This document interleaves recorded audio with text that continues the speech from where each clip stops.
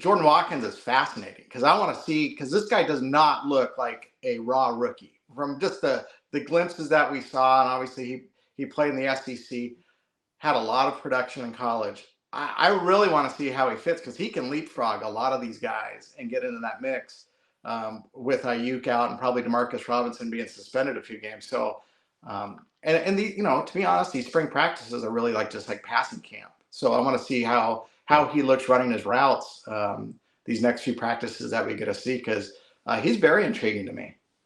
Go back to that graphic. I liked your the graphic first. Yeah.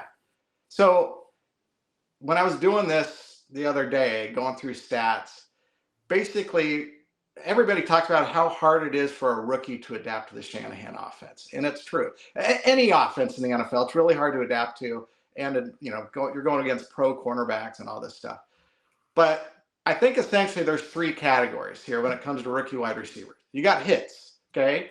The Niners' hits are Deebo Samuel, who had, I think, the second most receptions behind Jerry Rice as a rookie receiver, and Aiyuk, who was pretty much forced into the receiver mix as a rookie in 2020. And then it went to his head, and then he went in the doghouse in 2021 and emerged and became a two-time 1,000-yard receiver before getting hurt.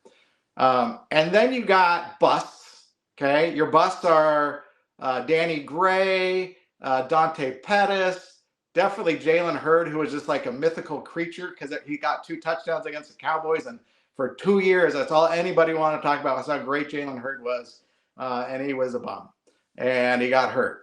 And he never played in the NFL. And then the third category is guys that contributed, that were helpers, that they're like, oh, okay, it did okay. A few catches here or there, punt returns here or there. Was like Trent Taylor, Richie James. Is Jacob Cowing forever going to be in that category too? Or is he going to step up and become a bigger threat? And history says no. But Ricky Pearsall is a guy that could be a definite hit because he showed signs of it last year. He's a very positive guy. I think he really loves playing football. He's very well liked in the locker room. And obviously the Niners have invested a lot in him. So the Juwan Jennings stats throw you off because he didn't do anything, right? He started the year on practice squad, and then right when he was about to kind of get called up, I believe, he tore his hamstring, went on IR his rookie year. So he didn't play as a rookie, and then he's ascended into almost a 1,000-yard receiver, but he's also going into a contract year. So what are the Niners going to do with him? Do they extend him? Are they going to let him play it out and try to strike it rich? There's a lot of drama with the 49ers wide receiver crew this season. And it goes beyond whether Brandon Aiyuk's going to be ready week 1. And I would say the reasonable expectations is they put him on PUP and save him, don't let him play for a month. But you know what? I think I really want to see how he's come along, because I wouldn't rule him out being ready to go week 1. Jimmy Garoppolo came back week 1 after his ACL. Bosa was ready.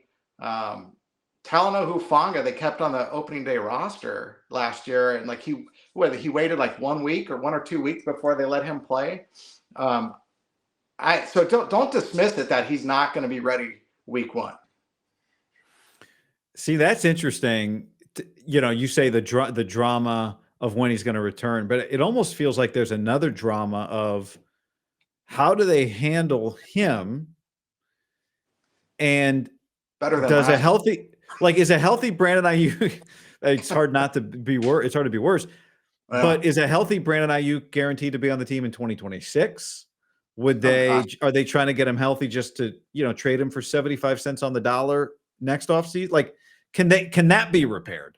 And can he be good enough to, if he's just a great player, then it's all water under the bridge, you would think. But that these past 2 springs and summers, I guess, with his fate kind of in the air, that's way too drama filled. And I think this year's, fortunately, it didn't go too long, because once he was on the roster, I think April 1, then he was locked in with his money because nobody was going to trade for him with the torn ACL. Could he be gone next year? Sure. It's the NFL. But I don't think they want him to leave. They invest a lot of money because they think he's a very good wide receiver, and he's the number 1 target for Brock Purdy when healthy. And I think people forget how great he was for those 2 years before he got paid. And having missed all of last year's offseason workouts and training camp, and then he didn't kind of get in the flow of that offense for those first 6-7 weeks.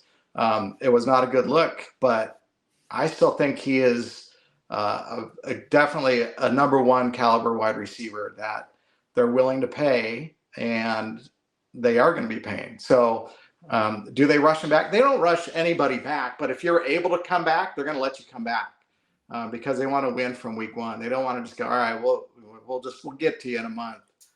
If he's ready to go, they'll put him on the field, I would believe. Aiyuk, Jennings, Pearsall, Demarcus Robinson, Jacob Cowing, Watkins, Trent Taylor, Russell Gage Jr., Tariq Owens, Isaiah Hodgins, Junior Bergen, and Isaiah Nair. Let's leave out for a second that you have my guy, Isaiah Nair, last on this list. Isaiah, look, no, let's get to him real quick because everybody wants to know, but undrafted rookie, right? He's going to be like your Danny Gray in the OTAs and training camp. Go deep, young man. We're going to just run fast down the sideline. We'll throw the ball to you. I mean, he's a fun project.